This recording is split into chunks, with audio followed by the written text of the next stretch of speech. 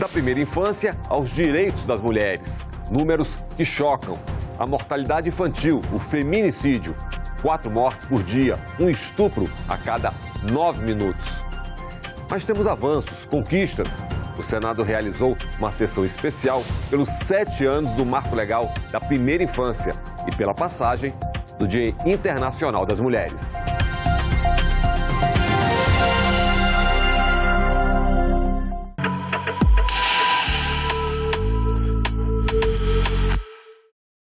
E abrimos o programa apresentando o marco da legislação brasileira no que diz respeito ao combate à violência doméstica.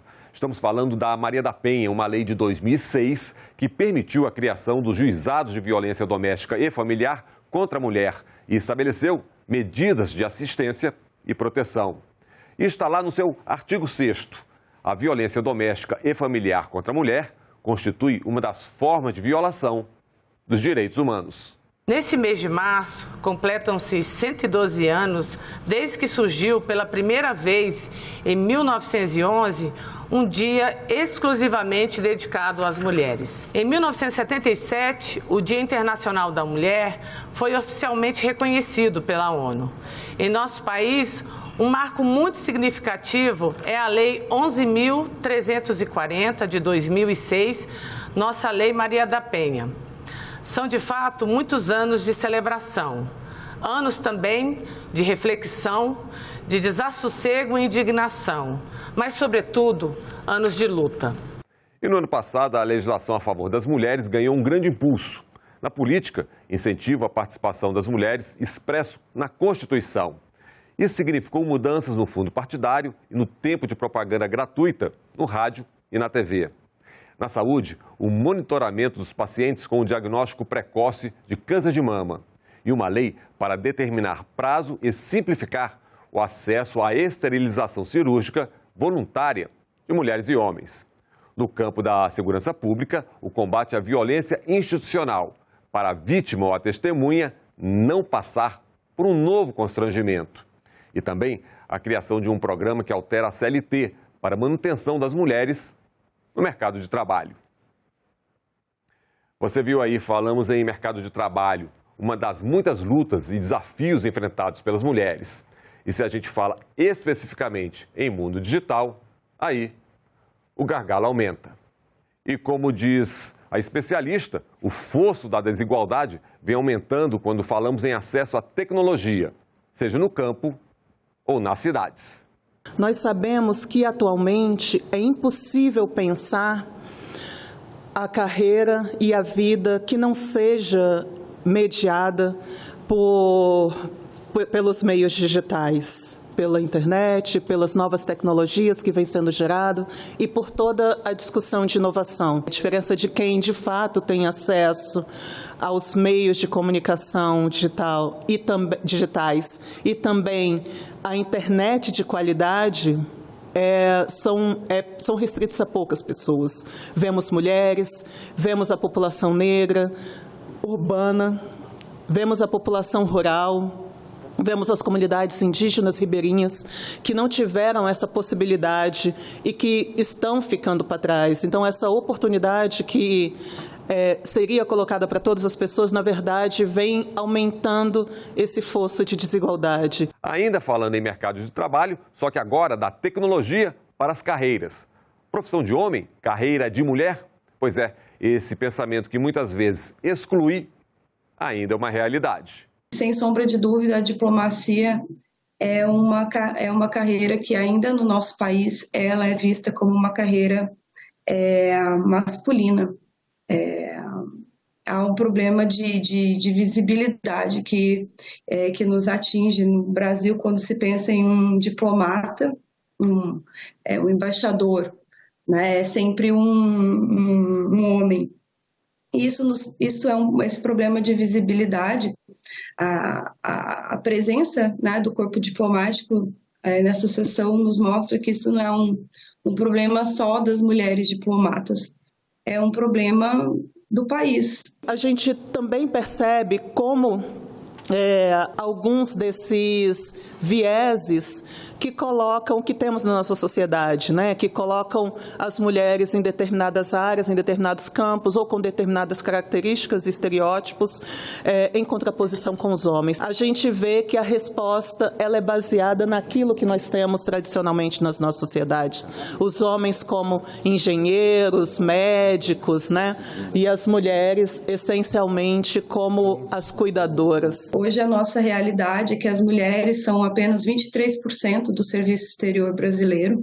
E se nós formos pensarmos em mulheres negras, esse percentual é ainda menor. Eu acho que a realidade das diplomatas no Brasil é uma realidade que simboliza muito a dificuldade das mulheres de ocupar espaços de poderes, né, no poder de uma forma geral. A gente vê essa dificuldade. Mas nem tudo são espinhos nessa travessia. Tem boas notícias nas Forças Armadas, no Judiciário, no Itamaraty. Recentemente, nós tivemos alguns avanços que é importante a gente mencionar. Pela primeira vez, o Itamaraty, o Ministério das Relações Exteriores, tem uma secretária-geral, uma mulher, né, à frente da Secretaria-Geral. E temos a escolha, né, da primeira mulher que chefiará a Embaixada do Brasil em Washington, a partir, claro, da aprovação do Senado Federal. Na gestão da ministra Rosa Weber, em uma gestão em que a ministra se preocupa em ter uma paridade de participação feminina entre os seus juízes auxiliares. Metade dos juízes auxiliares são juízas auxiliares. E, para além disso, nós temos uma representatividade no Conselho Nacional de Justiça, com a presença de juízes e juízas negros e além de um juiz indígena. Eu fiz parte de uma missão para a Amazônia, foram 6 dias bem intensos e lá eu consegui encontrar mulheres num trabalho excepcional de defesa das nossas fronteiras. É uma coisa que eu não imaginava. Capitã da Força Aérea, comandante pilota de navio, comandante da Marinha piloto de navio, mecânica que faz a manutenção do jato C-105, mulheres em todos os setores. Fiquei muito feliz. E o que dizer do direito das mulheres com deficiência? Acompanhe. Como é dia de visibilidade, eu vou falar especialmente das mulheres e meninas com deficiência, muitas vezes invisibilizadas. A Convenção Internacional sobre os Direitos da Pessoa com Deficiência reconhece que mulheres e meninas com deficiência estão sujeitas a múltiplas discriminações e que cada país que assina, ratifica, se compromete em tomar medidas apropriadas para assegurar o pleno desenvolvimento, o avanço e o empoderamento das mulheres, porém pouco se avançou até o momento. E ela pontua mulher periférica, lésbica ou trans. Abusos. Além do capacitismo, que é o preconceito contra pessoas com deficiência, as mulheres negras com deficiência sofrem violências acumuladas. A cor vem antes da deficiência e a invisibilidade e a exclusão começa por aí. Se é uma mulher periférica, lésbica ou trans, os abusos vão se amontoando. E não são os nossos corpos que nos vulnerabilizam. Somos vulnerabilizadas por uma estrutura social altamente opressora. 4 mortos por dia, um estupro a cada 9 minutos. O feminicídio e Marielle Franco. Os números relativos à violência contra mulheres e meninas são assustadores. Segundo o Fórum Nacional de Segurança Pública, no primeiro semestre do ano passado, de 2022, 699 mulheres foram vítimas de feminicídio. Ou seja, em média, 4 mulheres por dia foram mortas pelo único fato de serem mulheres. Isso em decorrência de uma cultura machista que condiciona, esvazia, desqualifica e controla o feminino. Há 5 anos, uma pergunta ecoa em nosso país e sem respostas. Quem matou Marielle Franco? Seu brutal assassinato, justamente com o do motorista Anderson Gomes, transformou o dia 14 de março em uma data de protestos contra a violência de gênero, de raça e política. O clamor por justiça continua. 5 anos sem Marielle, 5 anos onde Marielle se torna semente pela equidade de gênero e contra qualquer violência de gênero e violência política. Me dói muito, me dói profundamente como representante do Distrito Federal precisar falar de um outro assunto tocante. O vertiginoso aumento do número oficial de feminicídios na capital do Brasil. Contamos 9 mortes por feminicídio em pouco mais de 60 dias no ano de 2023. Um número que nos machuca e envergonha, pois o Distrito Federal tem uma das mais equipadas redes de proteção à mulher em situação de violência. Desde que o feminicídio foi tipificado como crime em 2015, quase 300 crianças ficaram órfãs só aqui no Distrito Federal. Se a situação está assim no Distrito Federal, como estará em outros lugares do Brasil? Não contam com a estrutura que temos aqui. Os dados indicam um crescimento contínuo de assassinatos de mulheres em razão da institucionalização e naturalização de estigmas sociais categorizados como discriminação e violência de gênero. Entre janeiro e junho do ano passado, de 2022, ocorreu um estupro de menina ou mulher a cada 9 minutos.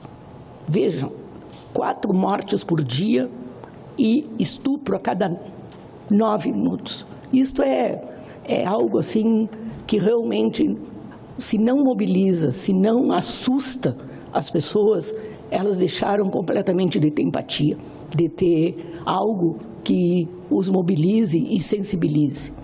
E como mudar esse quadro? Como ajudar a acolher, proteger as mulheres vítimas de violência e principalmente aquelas mais carentes, sem recursos, sem amparo institucional? Nesse sentido, que eu gostaria de reconhecer também a necessidade de se estabelecer e de se criar um sistema nacional de cuidados, um sistema que conecta tanto os direitos das mulheres quanto os direitos das crianças que estão reconhecidos no marco da primeira infância. Contar com uma estrutura social que permita que as mulheres desenvolvam as suas capacidades plenas é essencial para que elas possam tanto se dedicar à formação quanto se dedicar à sua vida pública e política. Com certeza, a gente faz uma reflexão sobre se somos maioria no mundo inteiro e o ditado popular se diz que a maioria vence. Se somos maioria, a reflexão é: por que ainda não vencemos? As injustiças, as discriminações, os preconceitos, os tabus, as injustiças sociais e a desigualdade. A bancada feminina nos últimos anos foi aguerrida nesta casa. E a bancada feminina promete continuar aguerrida para que o Brasil seja a melhor nação do mundo para se nascer menina, para se nascer mulher. Nós vamos trabalhar muito. Nós esperamos, tanto no CNJ, senadora Leila, no Supremo Tribunal Federal, nesta casa, na Câmara dos Deputados e no Palácio da República, no Executivo, que o esforço de todas e todos, dos integrantes dos 3 poderes, em pautas compartilhadas, projetem um maior efeito social à estruturação de novos horizontes, capazes de alcançar a necessária e urgente dignificação das pessoas vulneráveis do nosso país. Muito obrigada.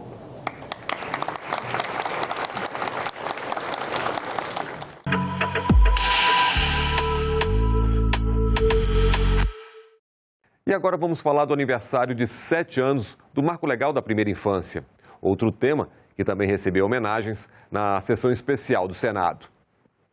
O Marco Legal da Primeira Infância foi regulamentado pela Lei 13.257 de 2016. Essa lei estabelece princípios e diretrizes para políticas públicas destinadas às crianças brasileiras de até 6 anos de idade. Dentre as áreas prioritárias voltadas à primeira infância estão a educação infantil, a saúde e a nutrição. O marco legal da primeira infância. Um avanço normativo que abre portas para a criação de um país mais justo e desenvolvido por meio da proteção e do cuidado com nossas crianças, especialmente em seus primeiros 6 anos de vida. Nós, da Rede Nacional da Primeira Infância, não considera a primeira infância a partir da hora do nascimento. A gente considera desde o pré-natal. A fase, a etapa mais crucial das nossas vidas e é onde quem cuida das crianças deverá fazer que aquele momento de acolhida, de nascimento desse novo cidadão ou dessa nova cidadã do mundo seja acolhido com cores, sabores, odores e flores. Nós crescemos aprendendo que criança é o futuro do Brasil, nunca foi e não será. Criança é o presente. Ou cuidamos do presente ou não teremos futuro. A atenção à primeira infância, ela é urgente. O ritmo de formação do nosso cérebro, dos nossos ossos, dos músculos, das memórias que constituem o sentimento do eu e a personalidade de cada pessoa, ocorre com uma velocidade que não se repete em nenhum momento da nossa vida, do desenvolvimento humano, como na primeira infância. Atenção às crianças. Mas, ao olharmos alguns dados sobre a primeira infância no Brasil, vemos a triste realidade social do país. Falta de creches, dificuldade de acesso à escola, mortalidade infantil. Lembro que o nosso Plano Nacional de Educação prevê que até 2024 tenhamos todas as crianças de 4 e 5 anos na escola, ou ao menos 50% das crianças menores em creches. Mas na realidade, a nossa realidade está muito distante, principalmente em relação às creches. Mais de 60% das crianças de até 3 anos não estão matriculadas. Em 1/3 dos casos, a razão é que simplesmente não há creches ou vagas na localidade em que moram. O grande mal do nosso país sempre foi a desigualdade. Muitas crianças têm acesso a tudo isso, mas outras tudo falta. No Brasil, a mortalidade infantil caiu muito a partir da década de 1990, se aproximando hoje em dia de 10 óbitos por 1.000 nascidos vivos na maioria das regiões. É muito ainda. Algo em torno de 40 mil óbitos por ano. Vimos aí a média de mortes de crianças no Brasil é alta. E quando se fala em crianças indígenas e principalmente nos Yanomamis, então o quadro é ainda mais crítico. E a maioria dessas mortes poderiam ser evitadas com cuidados básicos. E o que dizer da responsabilidade dos adultos? Para as crianças indígenas, no geral, a taxa, pasmem, é 4 vezes maior, próxima a 40 óbitos por 1.000 crianças de até 1 ano de idade. Quanto às crianças Yanomami, por outro lado, esse número de óbitos está próximo de 100, ou seja, 10% dessas crianças estão morrendo antes de completar 1 ano de idade. É uma taxa muito pior do que a do último colocado entre os países do mundo, que é a Serra Leoa. O mais triste é saber que pelo menos 86% dessas mortes poderiam ter sido evitadas com medidas simples, primárias, de promoção à saúde, cuidados maternos e nutrição. O direito de viver. A pandemia nos ensinou um pouco, mas ainda não tem sido suficiente. Os adultos que deveriam cuidar das crianças estão molestando-as, assassinando-as, maltratando-as e fazendo o contrário do que deveria fazer. Mulheres vulneráveis, o Pacto pela Primeira Infância. Orçamento. O marco legal da primeira infância, ele foi fundamental para tirar da invisibilidade as crianças filhas de mães presas, por exemplo. A lei alterou o Código de Processo Penal para a substituição pela prisão domiciliar às gestantes encarceradas pela prisão preventiva. Do mesmo modo, um novo olhar e uma nova atenção têm sido promovidas para as adolescentes em medida socioeducativa, que se encontram grávidas ou já são mães. fato que foi regulamentado no âmbito do Poder Judiciário pela criação da Política Nacional para a Primeira Infância. É preciso que valorizemos as diversas infâncias. Esse é o pressuposto do marco legal da primeira infância, que requer ações concretas. Mais uma vez, eu reforço que o marco legal da primeira infância é uma Constituição, é uma convenção, junto com o pacto, é um acordo que rege os Estados Confederados do Brasil, onde o Poder Judiciário atua junto com a sociedade civil organizada, numa perspectiva de redução das desigualdades sociais, priorizando o investimento público na promoção da justiça social. Não existe política pública sem orçamento. Não existe equidade social sem orçamento. Desafios, compromissos, uma sociedade unida pela primeira infância, pelos direitos das mulheres.